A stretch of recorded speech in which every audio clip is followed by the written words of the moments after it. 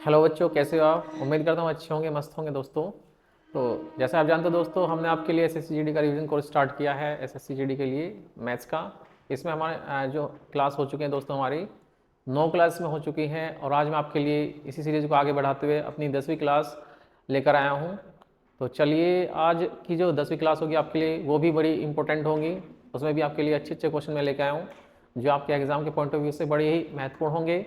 ठीक है, इससे पहले जो हमने दोस्तों की जो वीडियो डाली है 9 मैथ्स की, उम्मीद करता हूँ आपने देखी होंगी। अगर नहीं देखी तो आप पहले उन्हें देख लीजिए, उसके बाद अपनी ये वीडियो देख लेना। ठीक है, तो सारी वीडियो आपके लिए, आपके एग्ज़ाम के लिए बड़ी ही इंपॉर्टेंट है, आपके आने वाले सभी एग्ज़ाम के लिए। ऐसे नहीं केवल एसएससी जीडी के लिए, ये अदर एग्ज़ाम के लिए भी बड़ी बेनिफिशियल होंगी। तो आप सभी वीडियो को देखते रहिए और लाइक कीजिए, चैनल को सब्सक्राइब करना ना भूला दोस्तों। ठीक है, तो चलिए इसी के साथ अपनी वीडियो स्टार्ट कर लेते हैं। आज का पहला क्वेश्चन आपके लिए लगा देता हूँ, 10वीं क्लास हमारी स्टार्ट होने वाली है। चलिए,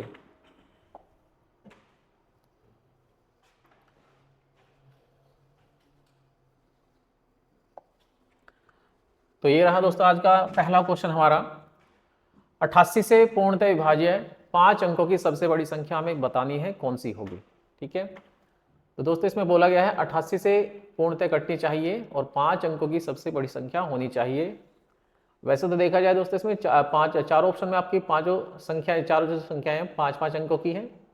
चारों ऑप्शन में आपकी संख्याएं 5-5 अंकों की है। तो हमें इसमें ऑप्शन को चेक करना पड़ेगा दोस्तों, कौन सा हमारा ऑप्शन 88 से पूरा पूरा डिवाइड हो सकता है। ठीक है, अब यहाँ पे हमें 88 का टेबल नहीं आता, तो हम किससे शुरुआत करेंगे दोस्तों? इसमें 88 में दोस्तों आपका 11 और 8 का, ठीक है दोस्तों, क्या होता है, फैक्टर होता है। 88 नंबर से जो संख्या कटती है दोस्तों, वो 11 नंबर से भी कटेगी और 8 से भी कटेगी। ठीक है, तो यहाँ पे हम क्या कर सकते हैं, 88 का डिविजलिटी रूल ना लगा के दोस्तों किसका लगाएंगे, 11 का 8 का लगाएंगे। जो नंबर 11-8 दोनों से कटेगा वो 88 से भी कट जाएगा। तो बस हमें यहाँ पे ये देखना है कौन सा नंबर हमारा 11-8 दोनों से कटता है, वही हमारा आंसर हो जाएगा। चलिए तो स्टार्ट करते हैं, ऑप्शन से ये क्वेश्चन हो जाएगा। ऑप्शन से ही हमें ये करना है। इसमें हमें पहले क्या करना है दोस्तों, पहले हमें इसमें 8 का रूल फॉलो करना है, 8 की डिविजिबिलिटी देखनी है, उसके बाद 11 की देखेंगे। ठीक है, तो चलिए पहला ऑप्शन चेक कर लेते हैं, क्या ये 8 से कट पा रहा है या नहीं कट पा रहा। 8 की डिविजिबिलिटी क्या होती है दोस्तों, यदि किसी नंबर के, ये कोई नंबर है हमारा, यदि किसी नंबर के पीछे के 3 अंक आपके 8 से डिविजिबल हो जाए। ठीक है दोस्तों, किसी संख्या के इकाई, दहाई, सैकड़ा से बनी जो संख्या है दोस्तों, यदि वो हमारी 8 से कट जाए तो पूरा नंबर हमारा 8 से कट जाता है। तो यही रूल इस पर लगा देते हैं दोस्तों। यदि इन नंबर्स के आपके पीछे के 3 अंक ये वाले, यदि ये 8 से कट जा रहे हैं तो वो संख्या 8 से कट जाएगी।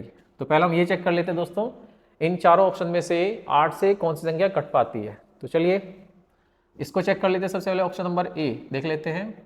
8 से कटेगा दोस्तों, 8 का 8, 8 दूनी 16 और 8 का 8, ये नंबर कट जाता है 8 से। ये पीछे के 3 अंक दोस्तों आपके 8 से पूरे कट जा रहे हैं, ये नंबर हमारा हो गया। ऑप्शन नंबर बी को चेक कर लेते हैं, क्या ये नंबर हमारा 8 से कट पाता है। 8 का 8, बचेगा दोस्तों 1, 18 हो जाएगा। 8 दूनी 16, 8 3 24, ये नंबर भी दोस्तों हमारा 8 से पूरा पूरा डिविजिबल हो जाता है। ठीक है, तो 99 हमारा 8 से नहीं जाता, इसको चेक करने की जरूरत ही नहीं दोस्तों। ये 990 है पीछे, 990 8 से डिविजिबल नहीं होगा। चलिए, ये हमारा 12 8 96 दोस्तों, एक बचेगा 18 हो जाएगा, और 18 हमारा 8 से नहीं जाता, तो ये नंबर भी हमारा 8 से नहीं कटेगा। तो दो ऑप्शन हमें यहाँ पे ऐसे मिले दोस्तों जो हमारे 8 से पूरे पूरे कट जा रहे हैं। कौन कौन से? Option number A, option number B. अब दोस्तों इन दोनों में से हमें कौन सा आंसर लेना है वो डिपेंड करेगा 11 की डिविजिबिलिटी पर। ठीक है, वे नंबर 11 से भी आपके कटने चाहिए। दूसरी बात क्या है दोस्तों, नंबर आपका बड़े से बड़ा होना चाहिए।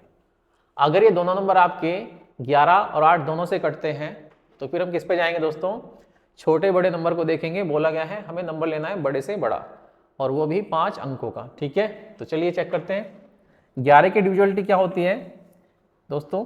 एकांतर अंकों के जो अंकों का योगफल होता है दोस्तों, या तो वो बराबर हो या फिर आपका 11 का कोई मल्टीपल हो। ठीक है, यानी एकांतर अंक जो आपके अंक होते हैं दोस्तों, ये एक एक छोड़कर, इनका जो योगफल होगा या तो बराबर हो जाए या फिर उनका अंतर क्या आ जाए दोस्तों, 11 कोई मल्टीपल आ जाए या 11 कटने वाली कोई संख्या आ जाए, तो आपका नंबर 11 से पूरा पूरा कट जाता है। तो यहाँ पे जो पहला नंबर है आपका, ये 99968, ये नंबर हम चेक कर लेते हैं, क्या ये नंबर 11 से कटता है। तो देखिए 8 और 6 14, ठीक है दोस्तों, 8 और 9 17, 17 और 9 26, यहाँ पे 26 बना। इधर से देखेंगे दोस्तों 9 6 15, ठीक है दोस्तों, इनका योगफल बना 15।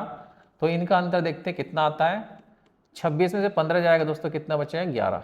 इसका मतलब ये नंबर हमारा 11 से डिविजिबल है, ठीक है दोस्तों। ये नंबर हमारा 11 से भी कट गया और 8 से भी कट गया। हो सकता है ये हमारा आंसर हो जाए, ठीक है। अभी चेक करना है इसको, ये अभी बाकी है। इन दोनों में से कोई एक आंसर होने वाला है, दो ऑप्शन हमारे पहले कट चुके हैं, तो इसको भी चेक कर लेते हैं, ये हमारा 11 से कटता है कि नहीं कटता। चलिए 9 4 13, 13 और 9 22, 22 मिल गया। 9 8 17, यहाँ पे इनका योगफल 17 आ गया दोस्तों, 17। और 22 17 का अंतर ना तो दोस्तों 0 आता है, ना ही 11 का कोई मल्टीपल है, ठीक है। तो इसका मतलब ये वाला नंबर हमारा 11 से नहीं कट रहा।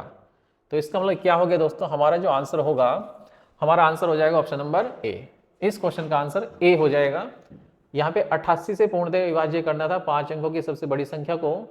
हमने 11 और 8 की क्या लगाई, इस पर डिविजिबिलिटी लगाई, और हमारा आंसर ऑप्शन नंबर ए आ गया, ठीक है। तो इसका सही आंसर क्या होगा, ऑप्शन नंबर ए बिल्कुल राइट आंसर हो जाएगा। तो चलिए चलते हैं अगले क्वेश्चन पर।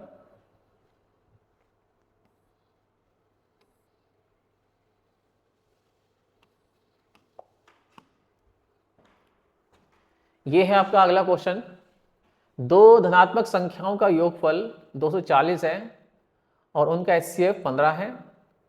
दी गई शर्त के अनुसार संतुष्ट करने वाली संख्याओं के युग्मों की संख्या ज्ञात कीजिए।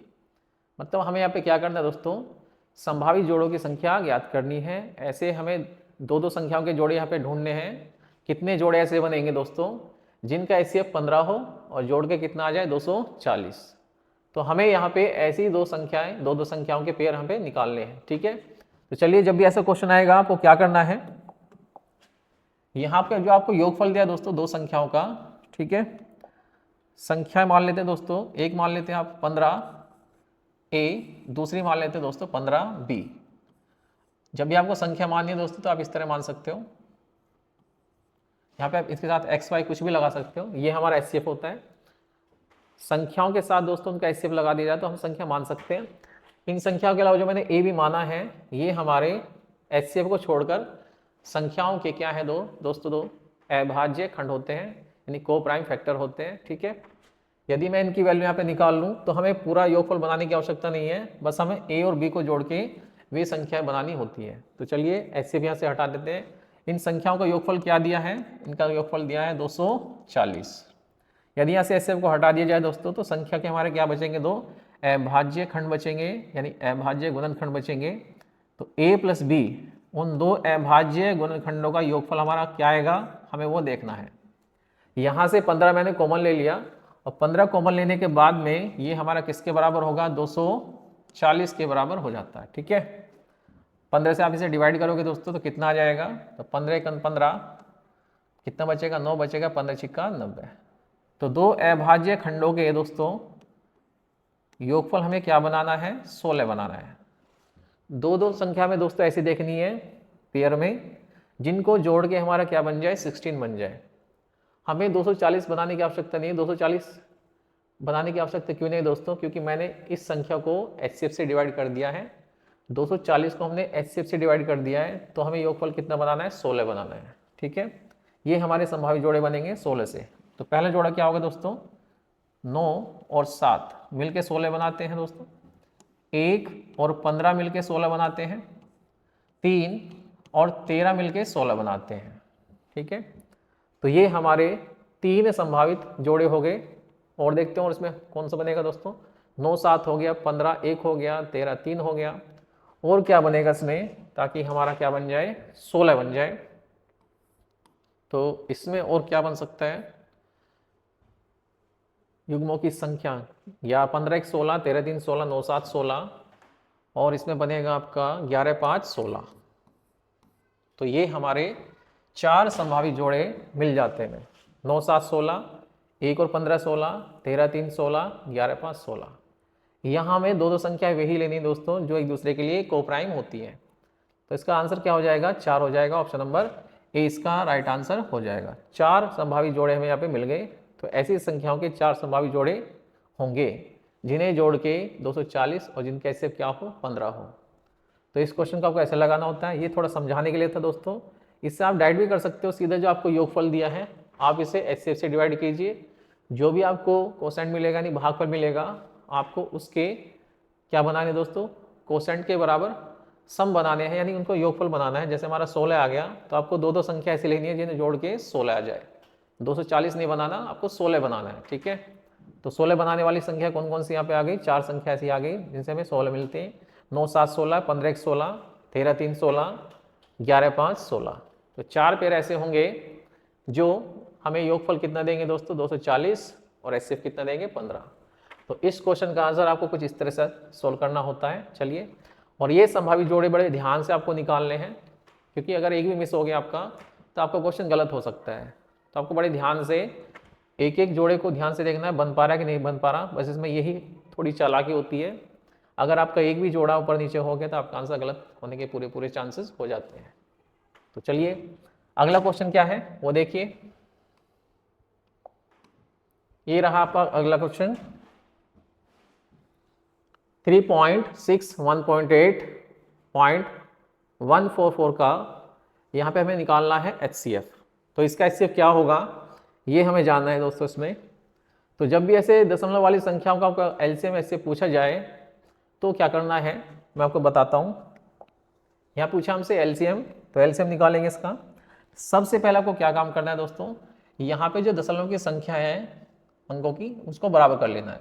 यहाँ 3 अंकों के बाद दशमलव है, यहाँ 1 के बाद है, यहाँ किसके बाद है, यहाँ भी 1 के बाद है। तो आपको क्या करना है, इनके दशमलव के जो स्थान है दोस्तों उसको इक्वल कर लेना है। 3.6 1.8 और 0.144। आपको क्या करना है, इनके पॉइंट के जो अंक है दोस्तों उनको इक्वल करना है।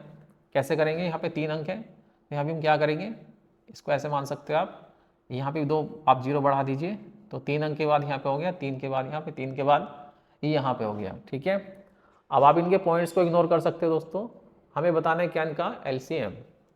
तो आप क्या कर सकते हो, इसको लिख सकते हो आप 3600, ठीक है दोस्तों, बटे में कितना 1000, क्योंकि 3 अंकों के बाद पॉइंट हमने लिया यहाँ पे, तो पॉइंट हट जाएगा आपका 1000 से। यहाँ पे इसको लिखा जाएगा 1800 बटे 1000, ये मान सकते हो बिना पॉइंट के। और इसको लिखा जाएगा 144 बटे कितना 1000। तो हमें क्या करना है, इनका LCM निकालना होता है। तो 3600, 1800 और 144 का हमें क्या निकालना दोस्तों, LCM निकालना है। तो इनका LCM क्या हो जाएगा, देखिए 3600 1800, अगर मैं इनकी बात करूं दोस्तों, इनका जो LCM होगा वो 3600 ही हो जाएगा। 144 से हमारा ये कट पाता है नहीं कट पाता, उसको चेक कर लेते हैं, ठीक है दोस्तों। तो देखिए इन दोनों का 3600 का और 1800 का जो LCM बनेगा 3600 बनेगा, 3600 और 1800 और 144। अगर बात की जाए इन दोनों की, इनका जो LCM बनेगा वो कितना बनेगा, 3600 बनेगा। क्या 3600 हमारा 144 से कट पाएगा दोस्तों, चेक करना पड़ेगा। तो पहले इसको 12 से डिवाइड कर लीजिए, क्योंकि 12 से भी कटता है, 12 से इसे 12 बार काटेंगे आप, 12 से कट जाएगा, 12 3 36 300 बार दोस्तों, ठीक है।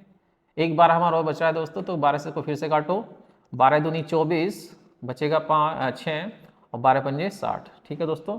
इसका मतलब ये हो गया, इसमें जो हमारी सबसे बड़ी संख्या है दोस्तों 3600, यही हमारा क्या हो जाएगा, इसका LCM हो जाएगा, ठीक है। तो यहाँ पे 3600 1800 और 144 का जो LCM बनेगा कितना बनेगा, इनका जो LCM बनेगा वो बनेगा 3600। तो 3600 हमारा LCM हो गया। यहाँ बटे में 1000 है, 1000 है, 1000 है, तो इसके बटे में क्या करेंगे आप 1000 कर देंगे दोस्तों। तो इसका सही आंसर क्या होगा, ये फिर से 0.20 से 20 कट जाएगा, 10 से डिवाइड करेंगे तो 3.6, ये इसका आंसर हो जाएगा। तो जब भी ऐसा क्वेश्चन आए दोस्तों, पहले आपको क्या करना है, पहले आपको पॉइंटों की जो संख्या है उसको बराबर करना है, ठीक है। दशमलव के जो आपके स्थान है, दशमलव के स्थानों को आपको बराबर करना होता है। अपने पास से आप 0 बढ़ा के उनको बराबर कर सकते हो। उसके बाद जो आपका नंबर बना, ठीक है, बिना पॉइंट के आप उसको पॉइंट इग्नोर करके आप उसका LCM जो आपसे पूछा गया है या फिर HCF निकाल सकते हो। जिस तरह मैंने यहाँ पे किया है, ये 3.600 बन रहा है, 1.800 और ये 1.144 बन रहा है। इनका पॉइंट को इग्नोर करके आप बटे में क्या उतार सकते हो, हजार हजार उतार सकते हो। 3 स्थानों के बाद पॉइंट है तो 1000 से कट जाएगा दोस्तों, ठीक है। अगर यहाँ पे 3 के बाद है तो 1000 इसके नीचे आएगा, यहाँ 3 के बाद है तो 1000 इसके नीचे आ जाएगा, इनका पॉइंट हट गया। अब ये नॉर्मल संख्या आ गई 3600, 1800 और 144। अब हमें इनका क्या निकालना है, एलसीएम निकालना था। तो कितना आ गया हमारा, 3600 आ गया, क्योंकि सबके नीचे 1000 है तो इसके नीचे भी 1000 होगा, ठीक है। तो यहाँ पे आ जाएगा 3.6 आपका। इस तरह आपको क्वेश्चन सोल्व करने होते हैं। चलिए, उम्मीद करता हूँ समझ में आ गए होंगे आपको। कई सारे बच्चे इसको गलत कर देते हैं, ठीक है। तो इसका सही तरीका यही है करने का दोस्तों, जब भी आपका डेसिमल का कोई क्वेश्चन आ जाए एलसीएम एसएफ पे, तो आपको इस तरह से इसको सोल्व करना पड़ता है। चलिए अगला क्वेश्चन देखते हैं। अगला क्वेश्चन क्या है, 350 मीटर लंबी एक मालगाड़ी 1250 मीटर लंबी सुरंग को 80 सेकंड में पार कर जाती है। मालगाड़ी की चाल क्या है, ये हमें इसमें बताना है। तो देखिए क्वेश्चन क्या है, इसमें किस तरह आप इसका आंसर दे पाओगे। मालगाड़ी की चाल हमें बतानी है, तो चाल बराबर होता है दोस्तों दूरी बटे समय। समय दिया है यहाँ पे 80 सेकेंड, और दूरी हमारी क्या बन जाएगी यहाँ पे दोस्तों, दूरी हो जाती है, जब भी कोई रेलगाड़ी किसी लंबी वस्तु को पार करती है तो सबसे पहले तो अपनी लंबाई तय करती है दोस्तों, ठीक है, फिर वो उसको पार करती है। तो अपनी लंबाई के साथ साथ उसने मालगाड़ी ने क्या किया है दोस्तों, सुरंग की लंबाई भी तय की होगी। तो 1250 मीटर वो और 350 मीटर ये, कितना हो गया दोस्तों, तो आप बोलोगे 1600 मीटर। तो यहाँ पे डिस्टेंस कितनी बनेगी आपकी, टोटल डिस्टेंस ट्रेन की लंबाई प्लस सुरंग की लंबाई, जो आपकी सुरंग है दोस्तों उसकी लंबाई, सुरंग को बोलते हैं आपकी टनल, ठीक है। तो टनल की लंबाई हो जाएगी आपकी, और आपकी ट्रेन की लंबाई, इन दोनों की लंबाई कितनी बन गई आपकी, 350 ट्रेन की है और 1250 किसकी है दोस्तों, मालगाड़ी की है। तो 350 और 1250 कितना बनता है, 1600। तो यहाँ पे जो टोटल डिस्टेंस है जो ट्रेन ने कवर की होगी वो 1600 मीटर कवर की होगी। कितने सेकंड में, 80 सेकंड में। 80 सेकंड में 1600 मीटर की दूरी तय करती है ट्रेन, ठीक है। तो यहाँ पे आपकी चाल क्या बनेगी, चाल बराबर होता है दूरी बटे समय। तो यहाँ से मैं स्पीड बना दूंगा इसकी, तो स्पीड हो जाएगी हमारी,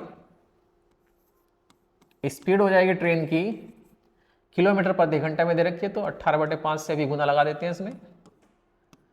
स्पीड बराबर होता है डिस्टेंस अपॉन टाइम, ठीक है। यहाँ पे आपके डिस्टेंस मीटर में है दोस्तों, और टाइम किस में है, सेकंड में है। तो यहाँ से स्पीड बनेगी आपकी मीटर प्रति सेकंड, इसको किलोमीटर प्रति घंटा में कन्वर्ट करना है। तो 18/5 से गुना लगा देते हैं, काटेंगे इसको, 0 से 0 कटेगा, 8 दूनी 16, ये 20 आ जाएगा। 20 को काटेंगे आप 5 से, तो 4 बार कटेगा, 18 चौक 72। तो 72 किलोमीटर ट्रेन की यानी मालगाड़ी की किलोमीटर प्रति घंटा में चाल हो जाएगी, ठीक है। तो ये इसका आंसर ऑप्शन नंबर ए, इसका आंसर बिल्कुल ठीक हो जाएगा, ठीक है। तो इस तरह आपको लगाना होता है, जब भी कोई गाड़ी किसी पुल को, किसी सुरंग को पार करती है, किसी प्लेटफॉर्म को पार करती है, तो अपनी लंबाई के साथ साथ, ठीक है दोस्तों, जिसको वो पार करती है उसको भी तय करती है। तो जब भी टोटल डिस्टेंस आपको बनानी पड़े तो कैसे बनाएंगे आप, ट्रेन की लंबाई के साथ साथ जिस चीज़ को पार कर रही है उसकी लंबाई को भी जोड़ देते हैं। तो ये बन जाती है हमारी टोटल डिस्टेंस। तो यहाँ पे 1250 और 350 मिलकर हमारी टोटल डिस्टेंस कितनी बन रही है, 1600 मीटर। चलिए, तो इसका आंसर कितना बन गया हमारा, इसका आंसर बना हमारा 72 किलोमीटर प्रति घंटा। चलिए अगला क्वेश्चन देखते हैं। अगला क्वेश्चन क्या है आपके लिए, ये रहा, बढ़िया क्वेश्चन है, लाभ हानि का, प्रॉफिट लॉस का क्वेश्चन है। ध्यान से देखिए, एक वस्तु का अंकित मूल्य 400 रुपये है, ठीक है। अंकित मूल्य पर 20% की छूट देने के बाद एक दुकानदार को 32 रुपये का लाभ होता है। तो उसका लाभ को प्रतिशत में बताना है, रुपए में लाभ दे रखा है, इसको परसेंटेज में कन्वर्ट करके हमें बताना है इसका लाभ परसेंटेज क्या होगा। तो क्या करना है इसमें मैं आपको बताता हूं, ध्यान से देखिए क्वेश्चन को, बड़ा इंपॉर्टेंट क्वेश्चन है। अंकित मूल्य यहां पे दिया गया है, डिस्काउंट दिया है 20%। डिस्काउंट किस पे दिया जाता है, डिस्काउंट की जब बात की जाए तो डिस्काउंट हमेशा एमआरपी पर ही दिया जाता है, ठीक है दोस्तों। प्रॉफिट लॉस किस पे देखा जाता है, प्रॉफिट लॉस आपका सीपी पर देखा जाता है, यानी कॉस्ट प्राइस पर देखा जाता है। तो आपको क्या करना है इसमें, ठीक है, इसमें पहले हमें क्या निकालना होगा, सीपी निकालना होगा, और हमें देखना होगा सीपी पर हमें 32 रुपये का लाभ हो रहा है, ठीक है दोस्तों, उसको परसेंटेज में देखना होगा। तो परसेंटेज में लाभ तभी बनेगा दोस्तों जब हमें यहाँ पे इसका सीपी पता होगा, क्योंकि लाभ हमेशा किस पे काउंट किया जाता है, लाभ हानि वो कॉस्ट प्राइस पर यानी क्रिया मूल्य पर काउंट किया जाता है। तो इसका क्रिया मूल्य हम निकालते हैं पहले, देखिए कैसे निकलेगा। इसने बोला है 20% का डिस्काउंट देने के बाद भी से 32 रुपये का लाभ हो रहा है। तो पहले इसका सेलिंग प्राइस निकाल लेते हैं दोस्तों। सेलिंग प्राइस क्या हो जाएगा इसका, तो सेलिंग प्राइस क्या होता है, एमपी पर डिस्काउंट कितना है दोस्तों, 100 माइनस डिस्काउंट, ये इसका सेलिंग प्राइस हो जाएगा। 20% डिस्काउंट है, ठीक है, तो एमपी का सीधा सीधा हम क्या निकालेंगे, 80% निकाल सकते हैं, ठीक है। इस 80% में दोस्तों क्या होगा, हमारा 32 रुपये का लाभ भी हो जाएगा। तो उस लाभ को घटा के हम सीपी निकाल लेंगे यहाँ से। तो चलिए आपको ये करना है, आपको दे रखा है यहाँ पे कितना है, 400 रुपये दे रखा है इसका एमआरपी यानी कि मार्क प्राइस, इस पर 20% का डिस्काउंट है दोस्तों, तो 80% पे इसको बेचा गया होगा। इस तरह आपको सोल्व करना है, कुछ नहीं था इसमें, 2 जीरो से 2 जीरो आपकी कैंसिल हो जाती है। तो हमारा सेलिंग प्राइस कितना आ गया, 320 रुपया, ये हमारा इसका सेलिंग प्राइस आ गया। 400 के सामान को 20% की छूट पर बेचा जाएगा, तो इसका सेलिंग प्राइस क्या बनेगा, 320 रुपये बनेगा। अब बात करते हैं, इसने बोला है इस पर इसे 32 रुपये का लाभ हुआ है, ठीक है। इन 320 रुपये में दोस्तों क्या है, 32 रुपये का लाभ है। तो सीपी क्या मिलेगा आपको यहाँ से, सीपी हो जाता है 320 माइनस 32, ठीक है, यहाँ से आप इसका सीपी निकाल सकते हो। तो 0 में से 2 जाएगा, 8 बचेगा, 11 में से 3 जाएगा, 8 बचेगा, ठीक है, ये आपका आ जाएगा 288। तो 288 इसका सीपी आ गया। 288 पे दोस्तों हमें कितना लाभ हो रहा है, 32 का लाभ हो रहा है, ठीक है। तो यहाँ से आप इसका क्या बना सकते हो, प्रॉफिट परसेंटेज बना सकते हो। तो प्रॉफिट परसेंटेज आपका हो जाएगा 32/288, ठीक है। आप इसे काट सकते हो, काट लीजिए, 4 से काटो, 4 अट्ठे 32, 4 सत्ते 28 और 4 दूनी 8, 100 से गुना लगा दीजिए आप इसमें, ठीक है दोस्तों। 4 से काटा, 4 अट्ठे 32 और 4 सत्ते 28, 4 दूनी 8, 4 से फिर काट लीजिए दोस्तों, 4 से 100 को काटेंगे आप, 4 से 100 कटेगा आपका 25 बार, और 4 से कटेगा कितनी बारी, 18 बार। और छोटा कर लीजिए, 4 2 से काटो, 2 से 2 चौका 8, 2 नम 18, तो 25 चौका 100, तो कितना आ गया आपका 100/9, ठीक है, आपका इतना आ गया 100/9। इसका मतलब होता है 11 से ही 1/9, ऑप्शन नंबर सी इसका आंसर हो जाएगा, ठीक है। इसको आगे सोल्व करने की जरूरत ही नहीं है। तो प्रॉफिट परसेंटेज कितना आ जाता है आपका, प्रॉफिट परसेंटेज हो जाएगा 11 सही 1/9%। तो इस तरह आपको इसका आंसर देना था, ठीक है। हमने क्या किया, पहले इसका विक्रय मूल्य निकाला, विक्रय मूल्य में से 32 रुपये घटाकर इसका सीपी ज्ञात कर लिया। तो हमें आंसर क्या मिला, हमारा आंसर आ गया कितना, 11 सही 1/9%, इसका सही आंसर हो जाएगा। तो इस तरह आपको ये सोल्व करना था। चलिए यहाँ से आपका क्वेश्चन स्टार्ट होता है। ये यहाँ से हमने इसका सीपी निकाला दोस्तों, यहाँ से कैलकुलेट किया, तो हमारा आंसर 11 से 1/9 हमें मिल गया। ऑप्शन नंबर सी इसका सही आंसर हो जाएगा। ये रहा आपका अगला क्वेश्चन। एक एक क्वेश्चन इंपॉर्टेंट है, आप ध्यान से देखते जाइए बस, ठीक है। आपको एग्जाम में बड़ी हेल्प मिलेगी, जब प्रैक्टिस करके जाओगे तो आपको एग्जाम में से बड़ी हेल्प मिलने वाली है। सारे क्वेश्चन आपके एग्जाम में आने वाले हैं। ए 6 दिन में एक काम पूरा कर लेता है, बी इसे 9 दिन में पूरा कर सकता है, सी की सहायता से उन्होंने 3 दिन में उसे पूरा किया, तो सी अकेले पूरा काम कितने दिन में कर लेगा, ये हमें इसमें बताना है। तो क्वेश्चन आसान है, लगाना कैसे है, आपको तरीका क्या रहेगा लगाने का वो देखना है बस। ए करता है 6 दिन में और बी करता है उसे 9 दिन में, सी की सहायता से इन दोनों ने इस काम को 3 दिन में कर लिया, ठीक है। जब ये तीनों मिल जाते हैं तो ये तीनों इस काम को 3 दिन में पूरा कर लेते हैं। तो ये कुछ लैंग्वेज दे रखी है इस तरह से, ठीक है, मैंने इसको लिख दिया। अब इसने पूछा है सी अकेला इस काम को कितने दिन में करेगा, तो सी का हमें निकालना है, सी कितने दिन में करेगा। तो पहले सी की क्षमता निकालेंगे, काम की सहायता से इनकी क्षमता बना लेते हैं पहले। तो पहले एक ऐसा काम ले लेते हैं जो इन तीनों से पूरे डिवाइड हो जाए, इनका एलसीएम कितना होगा, तो एलसीएम हो जाएगा इनका 18, 18 यहाँ पे मान लेते हैं, टोटल काम है 18, हमारा काम कितना है 18। ए अकेला 18 काम करता है 6 दिनों में, एक दिन में कितना करेगा, इसकी क्षमता आ जाएगी दोस्तों 3 6 18। बी अकेला 18 काम 9 दिन में करता है, तो बी की क्षमता कितनी आ जाएगी, बी की क्षमता आ जाएगी 2 9 दूनी 18, ये बी की क्षमता है। और जब ये तीनों मिल जाते हैं तो तीनों करते हैं 3 दिन में इस काम को, ठीक है, 3 दिन में 18 काम कर लेते हैं। तो बताइए तीनों की क्षमता क्या हो जाएगी दिन की, 3 6 18, इन तीनों की 6 हो गई। जब तीनों मिलते हैं एक दिन में 6 काम कर लेते हैं, जिसमें कि ए करता है 3 काम, बी करता है 2 काम, तो बाकी काम किसका होगा, बाकी काम होगा सी का। तो सी एक दिन में कितना करेगा, सी करेगा एक दिन में, यहाँ सी करेगा एक दिन में कितना, 1 काम, तो सी की क्षमता आ गई 1।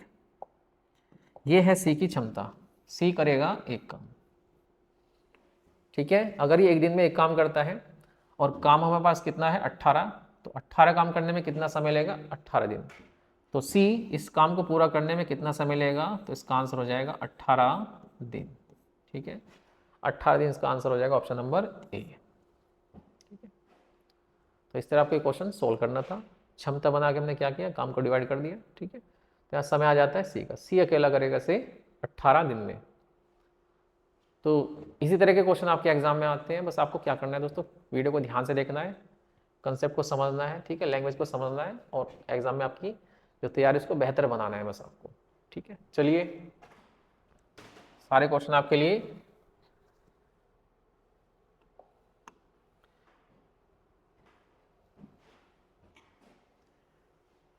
एक क्वेश्चन और आपके लिए कार्य समय का है, ए बी सी एक काम को 10 20 और 30 दिन में पूरा कर सकते हैं।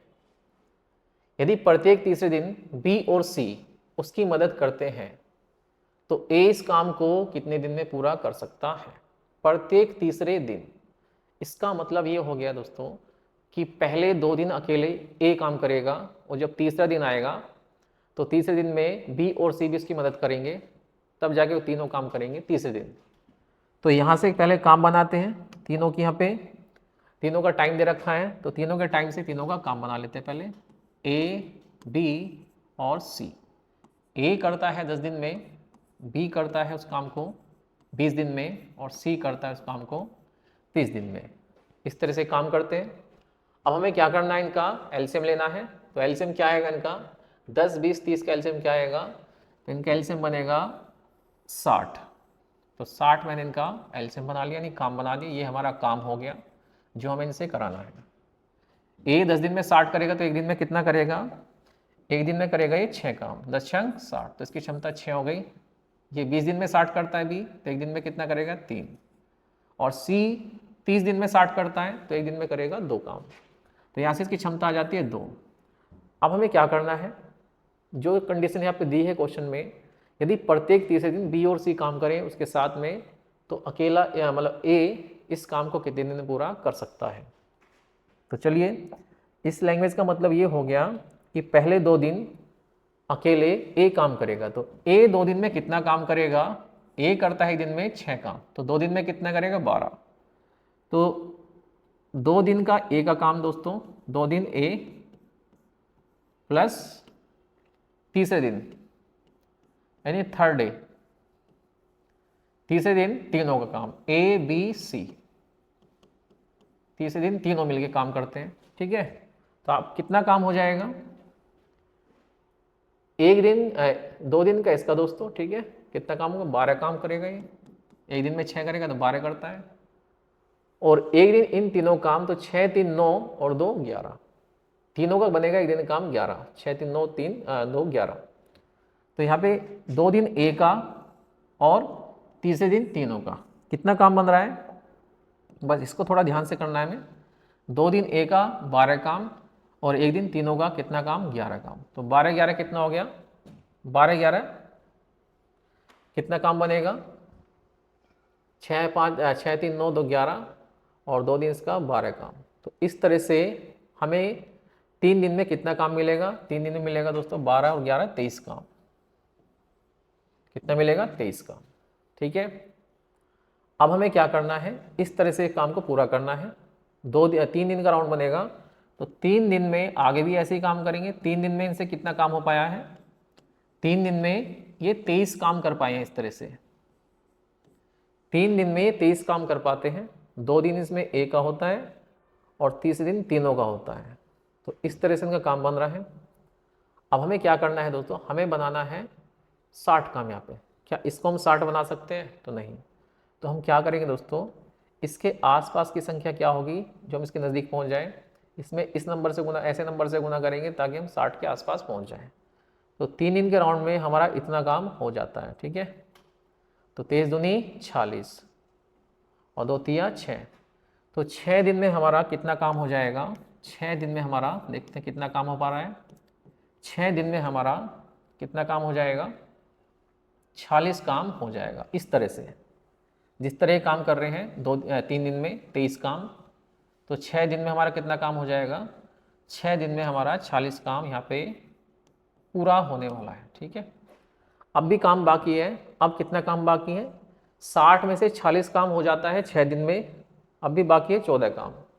अब 14 काम कैसे करना है दोस्तों, अकेला करेगा ए, 2 दिन करेगा इसमें, यानी कि 12 काम तो कर लेगा 2 दिन में, कौन, ए। तो 2 दिन लेंगे इसमें किसको दोस्तों, 2 दिन इसमें बढ़ा लीजिए आप, 2 दिन और बढ़ जाएंगे ए के, और काम कितना घट जाएगा 2 दिन में, 12। तो 12 काम इसमें और हो जाएगा। तो एक काम हो जाएगा 6 2 8, 58 काम हो जाएगा। कितने दिन में, 6 2 8 दिन में। ठीक है, तो 8 दिन में हमारा यहाँ पे 58 काम हो जाता है। 6 दिन का आपका ये पहले हो चुका था और 2 दिन एक ही और हो गए, तो 8 दिन में कितना हो जाता है, तो 8 दिन में आपका इतना काम हो जाता है, 58 काम। अब भी 2 काम बचा है।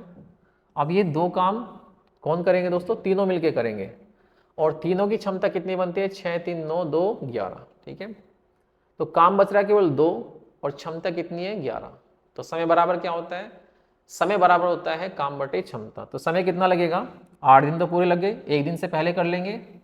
तो काम बच रहा है हमारे पास कितना, 2, और इसको करने की क्षमता कितनी है, 11। करने वालों की क्षमता कितनी है, 11। तो आपको समय लगेगा 2/11 दिन। तो इस क्वेश्चन का सही आंसर होगा, हो जाएगा 8 सही 2/11 दिन। ठीक है, इस तरह आपको ये क्वेश्चन सोल्व करना था। ऑप्शन नंबर ए इसका राइट आंसर हो जाएगा।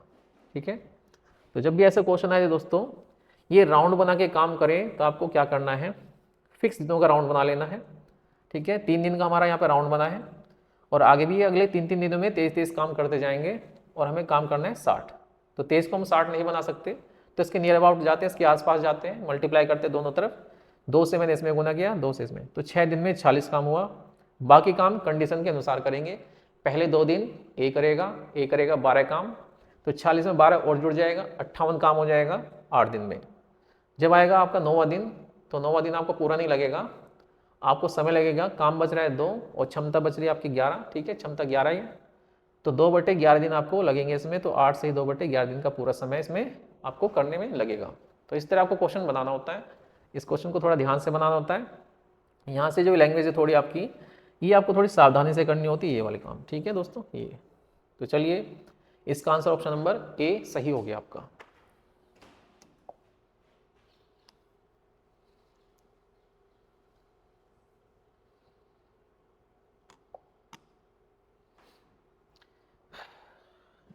रेशो का क्वेश्चन है, एक धनराशि को ए बी सी और डी के बीच में 5 2 4 और 3 के अनुपात में बांटा गया।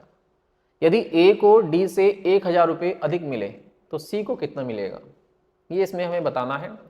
सी का हिस्सा इसमें बताना है कितना होगा। ए को डी से 1000 रुपये अधिक मिले, चारों हिस्सों का रेशो दे रखा है दोस्तों, ए बी सी डी का। तो ए बी सी और डी का जो रेशो दे रखा है वो कितना है, 5 2 4 3, 5 2 4 और 3, ये इनके हिस्सों का अनुपात है। अब इसमें हमें क्या करना है, जैसे क्वेश्चन में दिया गया है ए को डी से 1000 रुपये अधिक मिलते हैं। जब भी रेशो का ऐसा क्वेश्चन आ जाए दोस्तों, बंटवारे वाला रेशो को आपको किसी नंबर को रेशो में बांटना हो, ठीक है, तो आपको जिस चीज़ की वैल्यू दी जाती है पहले आप उस पर फोकस करें। ए और डी का अंतर आपको दिया है यहाँ पे, ए डी के भागों का जो अंतर है 1000 रुपया है। तो पहले हमें इस चीज़ को किस में देखना होता है, रेशो में। हम यहाँ पे ए और डी को देखेंगे, ए और डी के हिस्सों में रेशो में कितना अंतर आ गया। ए यहाँ 5 है और यहाँ कितना है 3, तो यहाँ इनमें कितना अंतर है दोस्तों, जो वहाँ पे क्वेश्चन में वैल्यू दी जाती है वही हम रेशो में बनाते हैं। यही कंसेप्ट होता है रेशो चैप्टर का, ठीक है। तो ए और डी का अंतर दिया है कितना, 1000। तो 1000 हमारा किसके इक्वल होगा, 1000 हमारा यहाँ रेशो में ए और डी के अंतर के इक्वल होगा। तो यहाँ 5 और 3 में कितना अंतर है, तो 5 और 3 में कितना अंतर रेशो में 2 का, तो 2 बराबर हमारा हो जाता है 1000 के। 2 बराबर हमारा किसके हो गया, 1000 के, ठीक है। हमसे पूछा है सी की वैल्यू, तो सी की वैल्यू हम कहाँ से देख के बताएंगे दोस्तों, रेशो में आएंगे। पहले हमें रेशो में देखना होता है, रेशो में सी क्या है 4, तो हमें 4 की वैल्यू यहाँ पे बतानी है। तो आप मुझे बताइए 2 बराबर हमारा 1000 है, तो 4 बराबर क्या होगा। तो बच्चा बता सकता है इसको, अगर 2 बराबर 1000 है तो 4 बराबर क्या होगा, 2000। तो सी की जो वैल्यू होगी यहाँ पे, सी का जो हिस्सा होगा वो कितना होगा, 2000 रुपये। तो 2000 रुपये इसका आंसर हो जाएगा, ऑप्शन नंबर बी क्वेश्चन का सही आंसर बन जाएगा, ठीक है। इसमें कुछ ज़्यादा सोचने वाली बात ही नहीं होती, ठीक है। अगर आपको रेशो का कंसेप्ट होता है तो आप इसे आसानी से लगा सकते हो, विदाउट पेन भी लगा सकते हो। इतना इजी क्वेश्चन ये होता है, और ये आपका एग्जाम का ही क्वेश्चन है। चलिए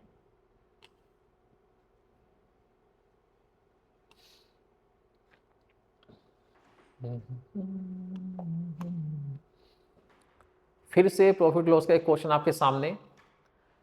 क्वेश्चन को ध्यान से पहले पढ़ लेते हैं।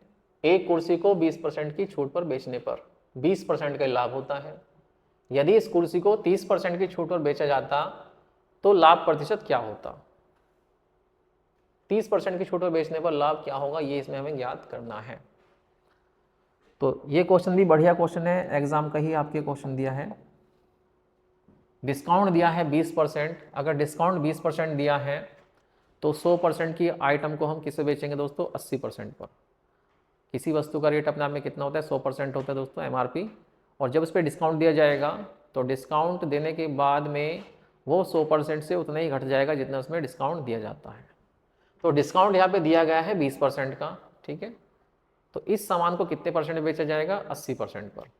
80% पर भी बेचकर दुकानदार को कितना लाभ हो रहा है, दुकानदार को यहाँ पे 20% का ही लाभ हो रहा है। इसका मतलब सीधा सीधा ये हो गया, एमआरपी का 80% हमारा सीपी के 120 के बराबर है दोस्तों, सीपी के 120% के बराबर है। तो इस क्वेश्चन को ऐसे लगाना है, डिस्काउंट हमारा 20% है, डिस्काउंट का जो रेट है हमारा कितना है, 20%, ठीक है। तो ये जो हमारा एमआरपी है, एमआरपी कितना रह जाएगा हमारा अपने आप का 80%। तो 80% की जो वैल्यू है, ये हमारा जो सेलिंग प्राइस है दोस्तों, सेलिंग प्राइस कह सकते हैं आप इसे। सेलिंग प्राइस हमारा 80% है एमआरपी का। अगर ये 80% है तो हमें लाभ कितना है 20% का, तो हमारा सीपी कितना हो जाता है, हमारा सीपी हो जाता है 120% के, ठीक है। अगर हमारा एमआरपी डिस्काउंट देने के बाद में 80% है तो 80% होने के बाद भी हमारा सीपी 120 रहता है, यानी 20% का हमें लाभ हो जाता है। अभी बोल रहा है यदि इस पर 30% की छूट दी जाती, यदि 100 पर 30% डिस्काउंट दिया जाता तो आपको कितना लाभ होता, ठीक है। यदि हम 100 पर 30% डिस्काउंट दे दें तो हमारा जो सामान है दोस्तों, हमारी जो वस्तु है वो कितने परसेंट में बेची जाएगी, 70% पर। तो यदि इसका एसपी 70% होता, एमआरपी का 70%, इसको सेलिंग प्राइस 70% रखा जाता एमआरपी का, तो हमारा सीपी कितना परसेंट होता, ये हमें इसमें बताना है, ठीक है दोस्तों। तो करते हैं, चलो इसमें 120 हमारा ऐसे उतार लेते हैं इसको। ये किसकी वैल्यू 120, 80 की, तो बटे में 80 आ जाएगा, और गुना में जिसकी वैल्यू हमें निकालनी होती है उसे गुना में लेते हैं। तो 70% हमारा किसके बराबर होगा, ये हम यहाँ से निकाल लेंगे। 80% हमारा 120 के बराबर, 70% किसके बराबर, तो काट लेते हैं। 40 दूनी 80, 40 तिया 120, 2 से काटेंगे आप 70 को तो 35 आ जाएगा, और 35 तिया 105, तो आपका जो आंसर आएगा कितना आ गया, 105। कितना ज़्यादा है 100 से, तो 5% ज़्यादा है, तो यहाँ में जो लाभ हो जाएगा 5% का लाभ हो जाएगा, ऑप्शन नंबर ये, ठीक है दोस्तों। ये हमारा 105 आ गया, यानी सीपी अपने आप में 100% होता है। अगर सीपी हमारा 120 है तो 20% का लाभ हो रहा है। सीपी हमारा कितना हो गया, 105% हो गया 100 से, तो हमें कितना लाभ हो रहा है, तो 5% का लाभ हो जाएगा। इसका आंसर हो जाएगा 5%। ठीक है, ऑप्शन नंबर डी इसका राइट आंसर हो गया। और भी तरीके हो सकते हैं इसके, रेशो बना के भी आप इसको कर सकते हो, परंतु इतना बड़ा क्वेश्चन नहीं है दोस्तों, इससे भी हमारा कोई ये ज़्यादा बड़ा नहीं होता। बस सीधी आपको क्या करना है, कैलकुलेशन करनी है, आपका आंसर सड़क से आ जाता है। तो चलिए अगला क्वेश्चन क्या है उसे देख लेते हैं।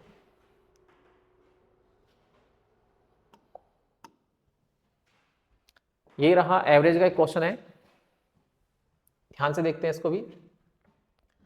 एवरेज का आपके एग्जाम में, यानी कोई भी एग्जाम ले लीजिए आप, एसएससी का या फिर अदर एग्जाम, एवरेज का एक क्वेश्चन आपका आने आना है, तो अपने 2 नंबर आप पक्के कर सकते हो। ठीक है, ये क्वेश्चन इंपॉर्टेंट है, ध्यान से देखिए आप इसे। 20 संख्याओं का औसत 32 दिया है, यदि दो संख्याएं 29 और 31, तो शेष संख्याओं का औसत क्या होगा। यदि दो संख्याएं 29 और 31 है, इनको हटा दिया जाए, ठीक है दोस्तों, तो बाकी जो संख्या है उनका आपसे क्या पूछा है, एवरेज पूछा है। तो एवरेज हमें इसमें बताना है, एवरेज क्या होगा। चलिए किस तरह आपको करना है वो देखते हैं। एग्जाम में आपको ये क्वेश्चन किस तरह करना है वो मैं आपको बताने जा रहा हूँ, ध्यान सुनिए।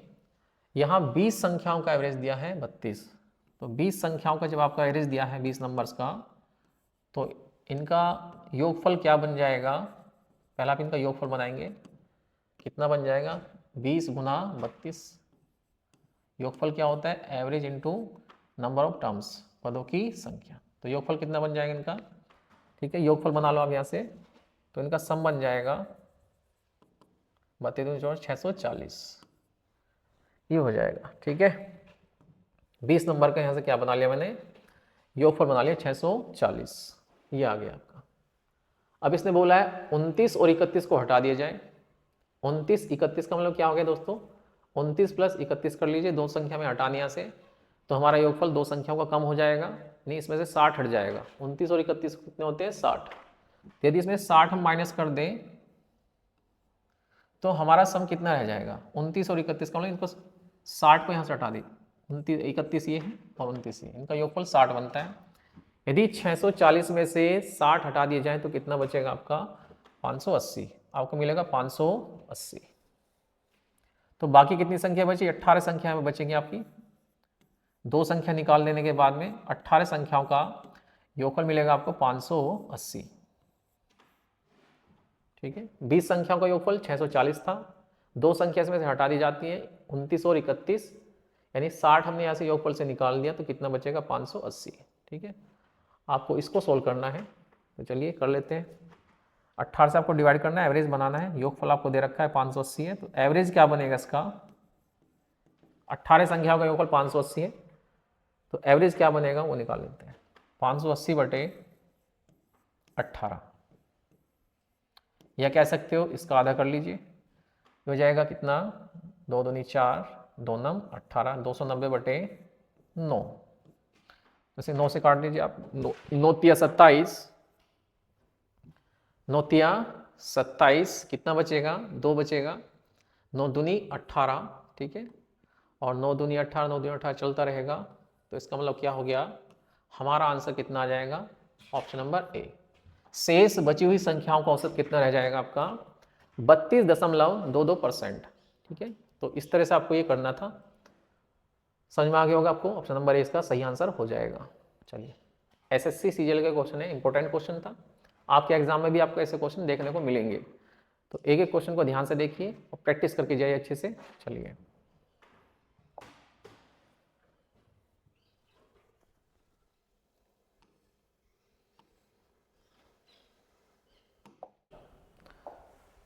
तो ये है आपका अगला क्वेश्चन, देखिए कार्य समय का ही क्वेश्चन है एक और। इसमें आपको दिया है ए और बी किसी काम को 36 दिन में पूरा करते हैं, बी और सी उस काम को 60 दिन में पूरा करते हैं। ए और सी उसी काम को 45 दिन में पूरा कर लेते हैं, तो बी अकेले उस काम को कितने दिन में पूरा करेगा। तो ये क्वेश्चन ज़्यादातर इसी टाइप का आता है, इसमें पेयर बना के काम करते हैं और किसी एक का पूछा जाता है, फिर तीनों का मिला के पूछा जाता है। तो इस क्वेश्चन को ध्यान से देखिए जो मैं आपको बताने वाला हूँ। कई बार ये क्वेश्चन एग्जाम में पूछा गया है और आगे भी पूछे जाने की संभावना पूरी है। तो आज इस क्वेश्चन को अच्छे सीख के जाइए और एग्जाम में कभी भी आ जाए आपके सामने तो आप इसे बिना दिक्कत के आराम से कर सकते हो। तो पहले क्वेश्चन को देखिए क्या है, किस तरह करना है। ए और बी किसी काम को 36 दिन में करते हैं, तो ए बी करते हैं इस काम को 36 दिन में। ए बी का जो पेयर है वो इस काम को निपटा देता है 36 दिन में। बी और सी इस काम को कितने दिन में करते हैं, तो बी और सी इसी काम को 60 दिन में पूरा कर लेते हैं। तो 60 दिन में, ये 60 दिन में पूरा कर लेते हैं। ए और सी इस काम को 45 दिन में पूरा करते हैं, तो ए और सी कर लेते हैं 45 दिन में, ये कर लेते हैं 45 दिन में। ठीक है, तो पहले हम यहाँ इनका काम बना लेते हैं। इनका काम कितना आएगा, एलसीएम ले लेते हैं। इनका जो एलसीएम आएगा 45 60, ठीक है दोस्तों, 180 बनेगा। 36 60 45 का एलसीएम 180, तो 180 काम हो गया। ये काम हमें किससे कराना है, 180 काम अकेले बी से कराना है। तो हमें यहाँ पे बी की क्षमता निकालनी होगी पहले। तो पहले इन तीनों की पेयर की जो क्षमता है उसको निकाल लेते हैं। 36 पंजे 180। ए बी एक दिन में कितना काम करेंगे, 5 काम। बी सी 60 दिन में 180 करते हैं, तो एक दिन में कितना करेंगे, एक दिन में करेंगे 3 काम। तो ये हो गई बी सी की क्षमता। ए और सी 45 दिन में 180 करते हैं, एक दिन में कितना करेंगे, 4 काम। 45 चौका 180। अब आपसे बोला गया है अकेला 20 काम को कितने दिन में करेगा। तो यहाँ से आपको थोड़ा ध्यान से सुनना है जो आपको बताने वाला हूँ। जब भी आपसे पूछे किसी सिंगल आदमी काम या फिर तीनों का काम, तो आपको क्या करना है। इसने पूछा हमसे बी का, बी अकेले इस काम को कितने दिन में करेगा, काम 180 है। ठीक है दोस्तों, तो आपको क्या करना है, यहाँ पे आप देख पा रहे हो ए बी बी सी और सी ए का पेयर बनता है। जब आप इनको जोड़ोगे दोस्तों तो डबल ए डबल बी और डबल सी, इसके 2 तरीके होते हैं। या तो आप इन क्षमता को जोड़ के इसका आधा कर दिए दोस्तों, कैसे, इस तरह बताया जाता है, मैं आपको बता देता हूँ। यहाँ से आपका 2 कॉमन आ जाएगा दोस्तों, इनको जोड़ेंगे आप 2a 2b और 2c। तो ए 2 बाहर आ जाएगा, a प्लस बी प्लस सी की क्षमता यहाँ पे बच जाएगी। इन तीनों की क्षमता क्या होगी, वो हो जाएगी 4 3 7 और 5 12, और 2 से इसे काटेंगे कितना आ जाएगा, 6। तो इसका मतलब ये हो गया तीनों मिलकर एक दिन में कितना काम करेंगे, 6 काम करेंगे। तीनों मिलकर एक दिन में 6 काम करेंगे। ठीक है, हमें चाहिए बी का काम, तो हमें केवल बी की क्षमता चाहिए। तो यहाँ से मुझे केवल बी चाहिए, ये बी, तो किसको हटाना पड़ेगा, ये बी चाहिए मुझे, तो मुझे ए और सी को यहाँ से हटाना पड़ेगा। ए सी कितना काम करते हैं एक दिन में, ए सी करते हैं 4, जबकि तीनों करते हैं कितना, 6। इस 6 काम में ए सी का कितना है, ए सी का 4 होता है। ठीक है, तो यदि मैं तीनों के काम में से ए सी काम हटा दूँ तो बी का काम बचेगा। ए और सी का काम कितना है, 4। यदि इसमें 4 हटा दिया जाए तो किसकी क्षमता मिल जाएगी आपको, तो आपको बी की क्षमता मिल जाएगी। यहाँ से बी करता है एक दिन में कितना काम, 2 काम। तो ये बी की क्षमता कितनी आ गई, 2 आ गई। ठीक है, अब आपसे पूछा इस पूरे काम को कितने दिन में करेगा, बी करता है एक दिन में 2 काम, तो 2 से आप इसे डिवाइड कर दीजिए, तो कितना आ गया, 90 डेज। तो आप कहोगे इस पूरे काम को बी कर लेगा 90 डेज में। ठीक है, इस तरह आपको ये काम करना है। इसका एक दूसरा तरीका भी हो सकता है। दूसरा तरीका क्या होगा, देखिए इसमें कभी कोई दिक्कत ये आ जाती है कि हमारा ये जुड़ के दोस्तों ये पॉइंटों में आ जाता है। ठीक है, पॉइंट में आ जाता है, तो हम इसे पॉइंट से डिवाइड करने में थोड़ी दिक्कत महसूस करते हैं, कुछ बच्चे ऐसा होता है। तो इसका दूसरा तरीका क्या हो सकता है, दूसरा तरीका मैं आपको बताने वाला हूँ, उसे ध्यान सुनिए। इससे हमारा आंसर 90 आ गया, 90 ही हमारा उससे आ जाएगा। बस करना क्या आपको, वो ध्यान सुनना है। यहाँ से आप डायरेक्ट क्या कर सकते हो, बी की क्षमता निकाल सकते हो। कैसे, देखो ध्यान से। आपको ये जो आपका काम बना है इसमें 2 से गुना कर देनी है। क्यों करनी है, क्योंकि हर आदमी 2-2 बार काम कर रहा है। ए बी के साथ भी काम कर रहा है, ए सी के साथ भी काम कर रहा है, बी ए के साथ कर रहा है, बी सी के साथ कर रहा है। यानी हर आदमी की जो कैपेसिटी है दोस्तों, एफिशिएंसी, वो डबल यूज़ हो रही है। यानी काम भी वो डबल ही करेंगे। अगर इनकी एफिशिएंसी डबल यूज़ हो रही है तो ये काम भी क्या करेंगे, डबल ही करेंगे। तो हम क्या करते हैं, जो हमारा काम बना इसका दुगना पहले लिख लेते हैं। ठीक है, अब हमें क्या करना है दोस्तों, बी का पता करना है, बी की एफिशिएंसी पता करनी है। तो यहाँ से क्या करना पड़ेगा, जिस सेट में बी ने काम किया है उसको जोड़ लेते हैं। यहाँ आप ध्यान से देखिए, बी हमारा यहाँ पे कौन कौन से ग्रुप में दिखाई दे रहा है। तो ए के साथ भी है और बी के साथ सी के साथ भी है। तो यहाँ दोनों ग्रुप में बी ने काम किया, तो इन दोनों को जोड़ेंगे आप, 5 और 3 8। आप इनको जोड़ लेंगे और जिस ग्रुप में बी ने काम नहीं किया, जिसके साथ बी ने काम नहीं किया, उसे घटा देंगे। तो 5 और 3 8, 8 में से आप कितना घटाएंगे, 4 घटा देंगे, कितना बचेगा 4।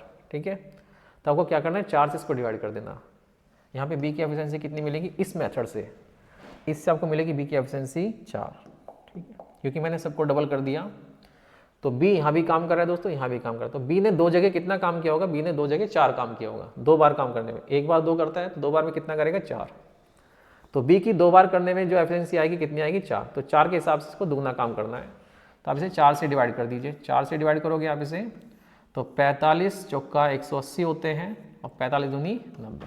तो आपका आंसर कितना आ जाएगा, 90। इस तरीके से आप इसे लगा सकते हो। ठीक है, जिस पेयर में जिससे हम काम करा रहे हैं वो दिखता है, बी पहले 2 पेयर में दिखता है, सी लास्ट के 2 में दिखता है, ए दिखता है पहले और लास्ट में।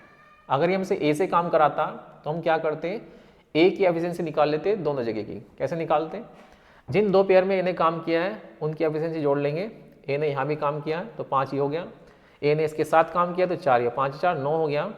ए ने इस ग्रुप में काम नहीं किया तो इसको घटा देंगे, 5 4 9, 9 में से 3 गए 6। तो हम ए की डबल एफिशिएंसी निकाल सकते हैं यहाँ से, कितनी, 6। और 6 से इसको डिवाइड करेंगे तो ए का टाइम निकल जाएगा। ठीक ऐसे ही सी का निकाल सकते हो। तो ये भी एक तरीका होता है। चलिए आप क्वेश्चन को ऐसे लगा सकते हो।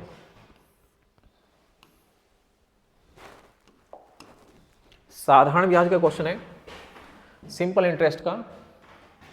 10 वर्षों की अवधि के लिए निवेश की गई धनराशि साधारण ब्याज निवेश की गई धनराशि का 4/5 के बराबर है।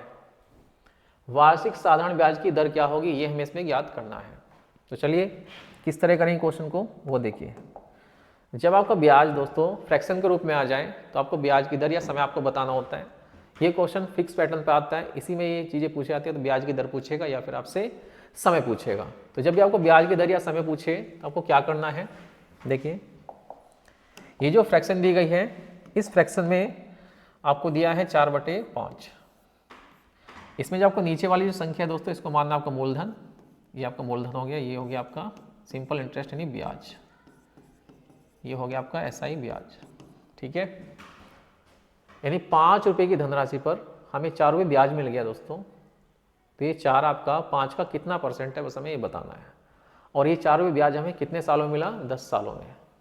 तो हमें ऐसे ब्याज की दर बनानी है।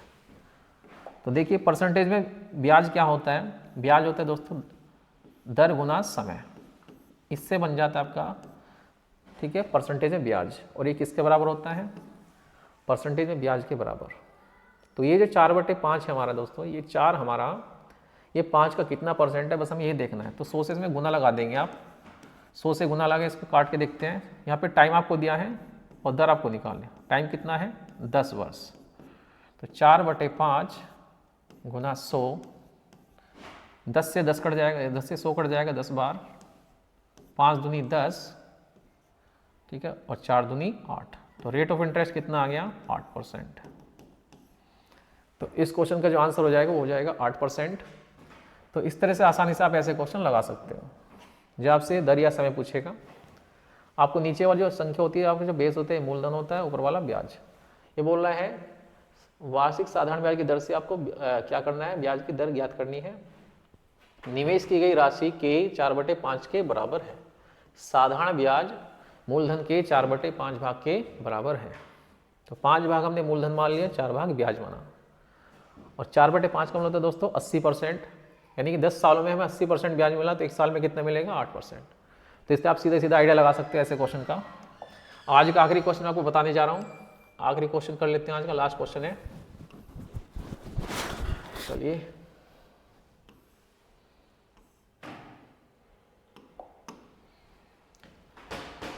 ये है आपका आज का लास्ट क्वेश्चन दोस्तों। इससे आगे की सीरीज हम कल करेंगे पूरी। तो ये क्वेश्चन देखिए ध्यान से। यदि एक घन का आयतन 729 सेंटीमीटर स्क्वायर क्यूब है तो घन का कुल पृष्ठीय क्षेत्रफल यानी टोटल सरफेस एरिया क्या होगा। एक घन में आपको पता है दोस्तों 6 सरफेस होते हैं। कितने होते हैं, 6। और 6 सरफेस का जो एरिया होता है दोस्तों क्या होता है, सबका बराबर होता है।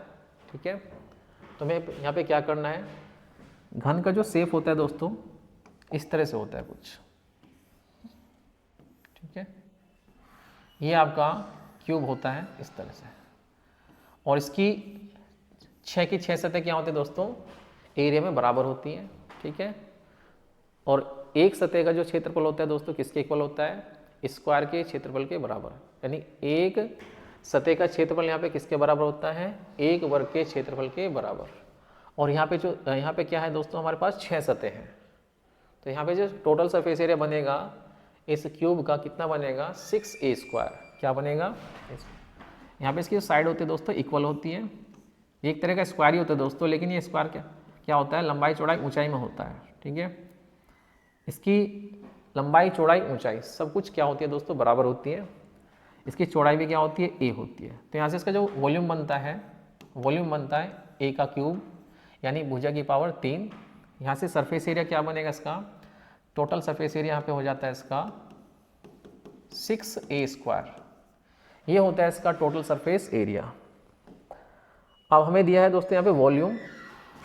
मेंसुरेशन में जो आपको दिया जाता है दोस्तों, आपको वो उसके फॉर्मूले के सामने पुट कर देना होता है, और जो आपसे पूछा जाता है आपको वहाँ से उसकी हेल्प से उसको बताया जाता है, ठीक है।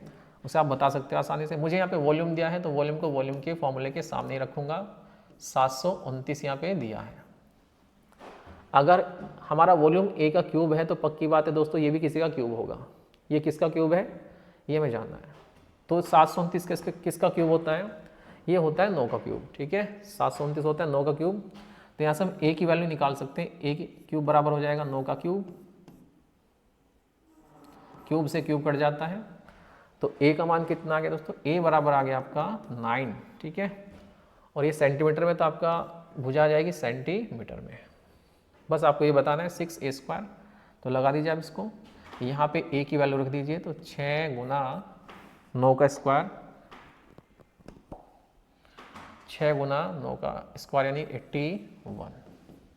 तो 6 × 6 और 6 × 48 यानी 486 सेंटीमीटर स्क्वायर, ठीक है दोस्तों। एरिया हमेशा स्क्वायर यूनिट में चलता है, तो इसकी जो यूनिट बनेगी सेंटीमीटर स्क्वायर बनेगी। तो 486 सेंटीमीटर इसका सही आंसर हो जाएगा। ऑप्शन नंबर कौन सा है हमारा, ऑप्शन नंबर 20 का राइट आंसर होगा, ठीक है।